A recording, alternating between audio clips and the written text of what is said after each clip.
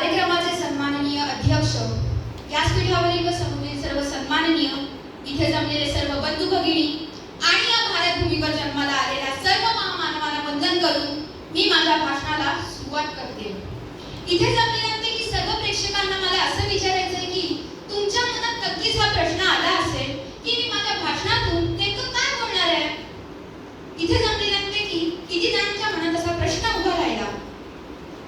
माझ्या चेहऱ्याचा रंग कोणता असावा हे माझ्या हातात नव्हे, मी कोणाच्या पोटी जन्म घ्यावा हे माझ्या हातात नव्हे, तळहातांच्या रेषांवर नव्हे, तळहातांच्या रेषांवर नव्हे तर तळहाताच्या पाठीमागे असलेल्या पिळदार कंकणात तुमचे भविष्य सामावलेले असते आणि परिवर्तनानेच ते भविष्य अजून जास्त खंबीर होते. हा संदेश द्यायला मी इथे उभी आहे. माझा विषय आहे परिवर्तनाची नांदी निर्भय बनव.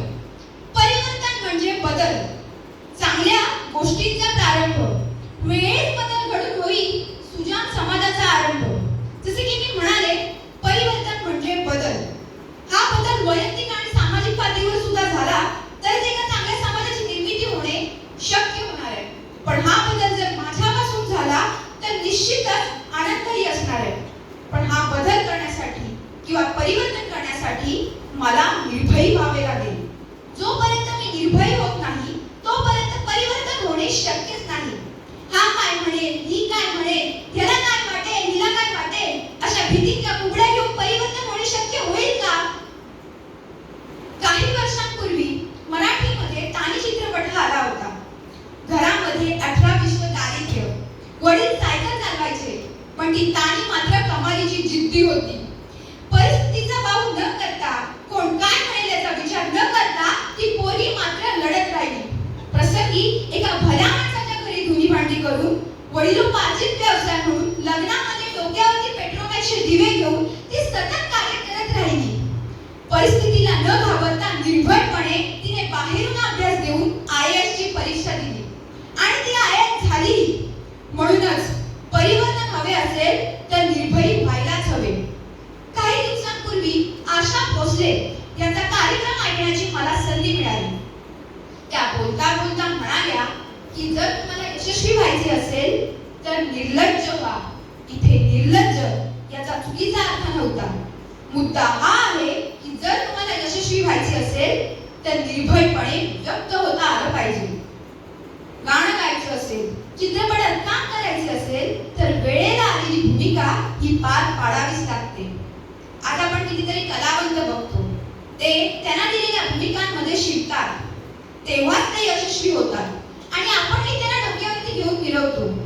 जर त्यांनी भीती बाळगली असती, संकोच बाळगला असता तर आज ते त्यांना दिलेली भूमिका जिवंत करू शकले नसते, ते यशस्वी कलावंत होऊ शकले नसते. म्हणूनच परिवर्तन हवे असेल तर निर्भयी व्हायलाच हवे. मित्रांनो, टेकडीच्या पायथ्याशी नेहमी गर्दी असते पण शिखरावर मात्र फारशी गर्दी नसते. शिखरावर आपल्याला जाता आलं पाहिजे पण शिखरावर जाण्यासाठी मनातली भीती मात्र काढून टाकली पाहिजे. माझा हात सटकेल, मी दरीत पडेल, मी मरेन अशा भीती निश्चितच अनाठायी असतात. जो भीतीवर पाय ठेवून उभा राहतो तो आणि तो शिखरापर्यंत पोहोचतो आणि तिथून त्याला जग मात्र अतिशय सुंदर दिसते.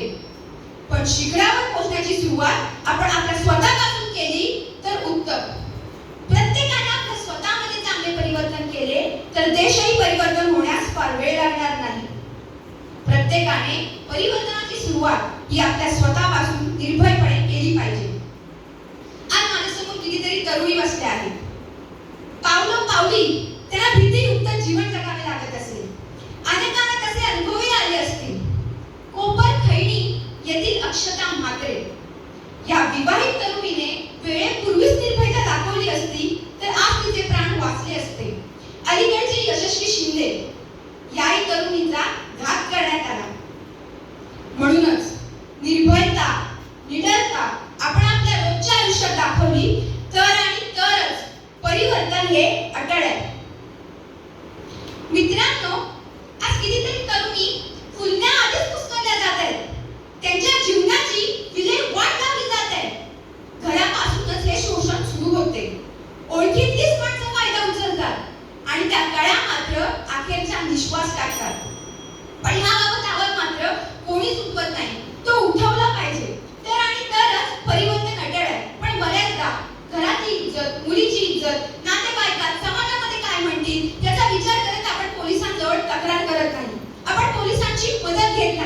ती घेतली पाहिजे.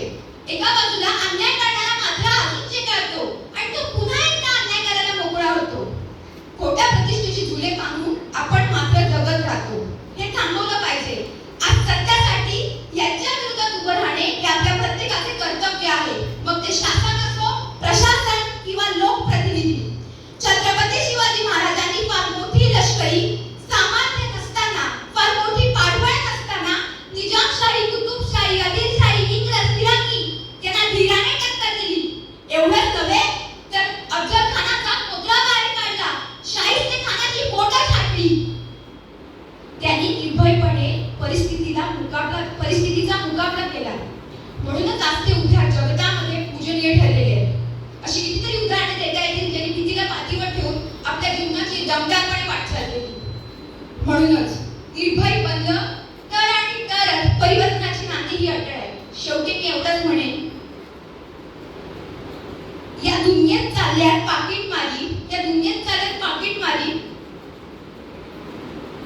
भिकाऱ्यापासून शिकाऱ्यापर्यंत, साधूपासून पुढाऱ्यापर्यंत या दुनियेत चालल्यात पाकीटमारी. इथे प्रत्येक जण चोर आहे. जो तो दुसऱ्याला चोर समजतो, सांगतो मीच तेवढा चोर आहे. जो तो दुसऱ्याला चोर समजतो, सांगतो मीच तेवढा चोर आहे. कधी अंधारात, कधी उजेडात प्रत्येक जण गुन्हा करतो. कधी अंधारात, कधी उजेडात प्रत्येक जण गुन्हा करतो. पश्चाताप हे काही माहीतच नाही म्हणून तेच काम तो पुन्हा करतो. पश्चाताप हे काही माहीतच नाही म्हणून तेच काम तो पुन्हा करतो. हे कधीतरी थांबलं पाहिजे. असं म्हणण्याने थांबणार नाही. स्वतः परिवर्तन केल्याशिवाय या दुनियेत परिवर्तन होणार नाही. स्वतः परिवर्तन केल्याशिवाय या दुनियेत परिवर्तन होणार नाही. जय हिंद, जय महाराष्ट्र. धन्यवाद.